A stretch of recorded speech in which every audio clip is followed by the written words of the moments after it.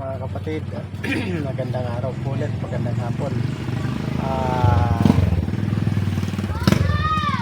Magpapalit po ako ng valve seal, valve cover gasket kasi po tagas-tagas na po ang ating langis dito po sa ibabaw. Yan dyan.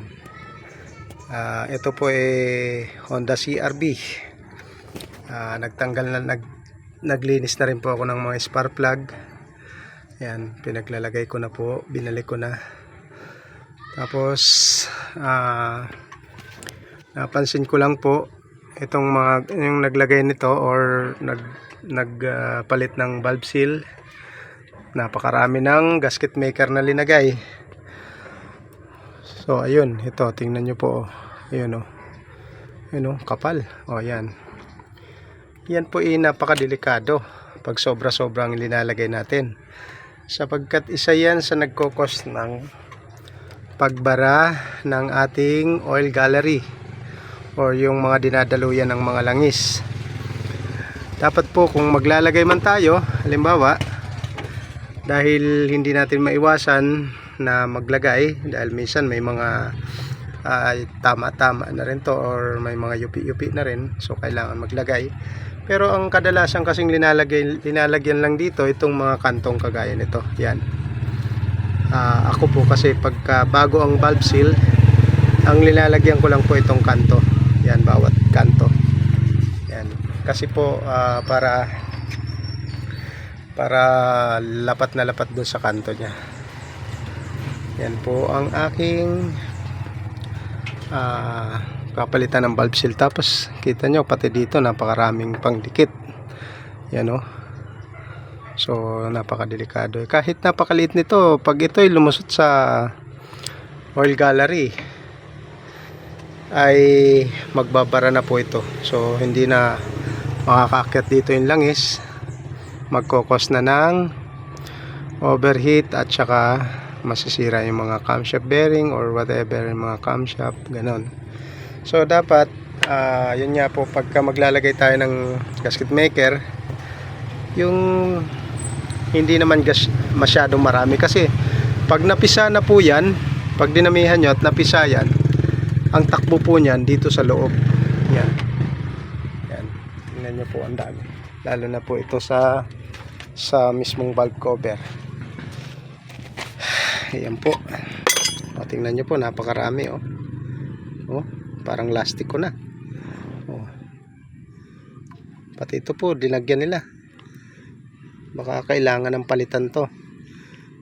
Hindi naman, kung medyo matigas na, request na po natin sa may-ari na magpalit na tayo, kasi wala rin, magkakaroon pa ng problema yan. Lalabas pa dyan, magkakaroon ng leaking, so pangit na tingnan. Tapos ito, tingnan nyo po, masyadong kinapalan. Usually kasi pag nalinis naman ng maayos to, hindi mo na kailangan lagyan ng gasket maker, kasi nga nakaumbok naman po yung rubber nito. At pag prenes naman yan ng tornilyo, so magiging lapat na lapat naman. Dito lang ako naglalagay. Yan, kanto na yan. Diyan lang po ako naglalagay, tsaka dito. Pero the rest hindi na po, dahil bago naman po ang ating gasket maker. Ito, kung mapapansin nyo po, nakaumbok naman to, diba? Ayan, valve cover gasket. Ayan. Ayan, diba? Napakaumbok, napakakapal naman yan, para hindi siya umangat doon sa takot. So hindi na kailangan. Ayun,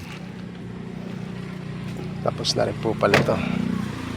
Ayan, sana po may matutunan kayo kahit papano po mga kapatid.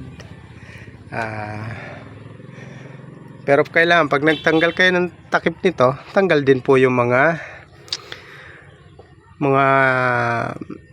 injector niya, ano niya, yung sa injector ng sa spark plug niya mismo.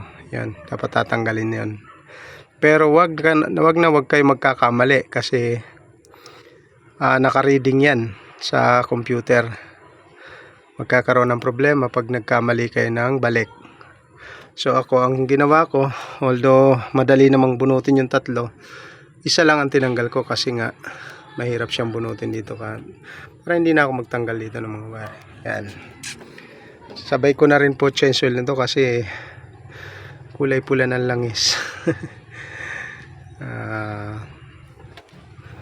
Tsaka po pagka Honda, tandaan nyo po, pag Honda ang gamit nyo sasakyan, hanggat maaari Honda rin po na langis ang gamitin nyo. Ayan, kagaya nyan, ATF. So ito kasi nagmalfunction ang transmission niya dahil ang mga nailagay na langis ay hindi akma sa kanya.